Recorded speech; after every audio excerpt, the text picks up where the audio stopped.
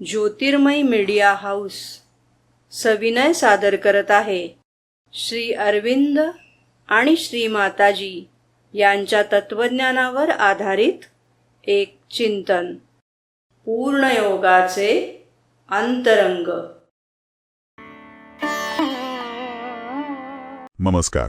आज आपण मानवी संबंधांच्या त्याला वेगवेगळ्या पातळ्यांवर एक नजर टाकूया.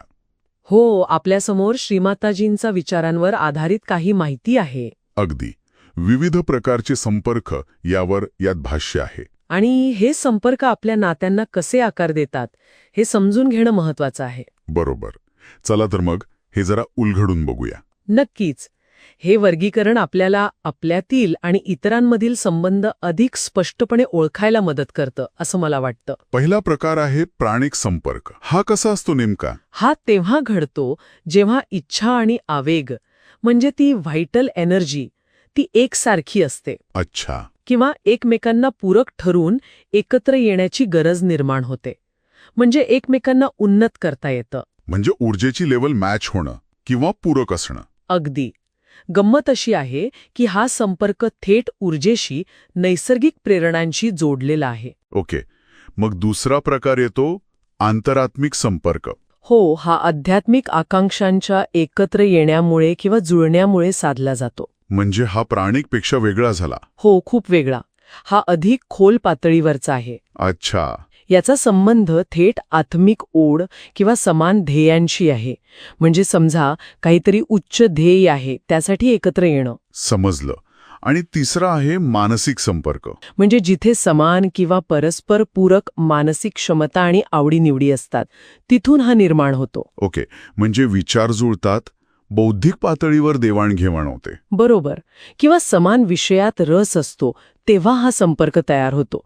कधीकधी तर बौद्धिक चर्चा किंवा वादविवाद सुद्धा याचं लक्षण असू शकतं. इंटरेस्टिंग. हे 3 मुख्य प्रकार झाले.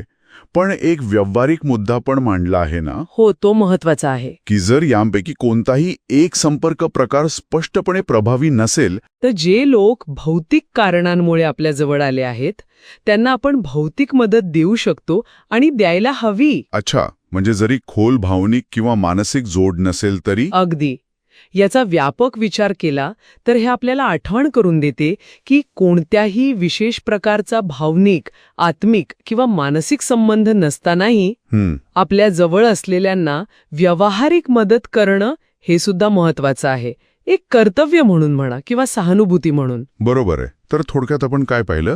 3 मुख्य संपर्क. हो. प्राणिक, जो इच्छा आणि आवेगांवर आधारित आहे. बरोबर.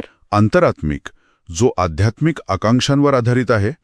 आणि मानसिक, जो बौद्धिक किंवा आवडीनिवडींवर आधारित आहे. आणि यासोबतच गरज असेल तेव्हा भौतिक मदतीचं महत्त्व. अगदी. या सगळ्यावर विचार करताना एक प्रश्न मनात येतो. कोणता? की आपल्या आयुष्यातील वेगवेगळ्या व्यक्तींशी आपले संबंध यांपैकी कोणत्या प्रकारचे आहेत किंवा त्यांचं मिश्रण कसं आहे. हे जर आपण ओळखलं तर आपल्या वागणुकीत किंवा समजूतदारपणात काही फरक पडू शकेल का? नक्कीच विचार करण्यासारखा मुद्दा आहे हा.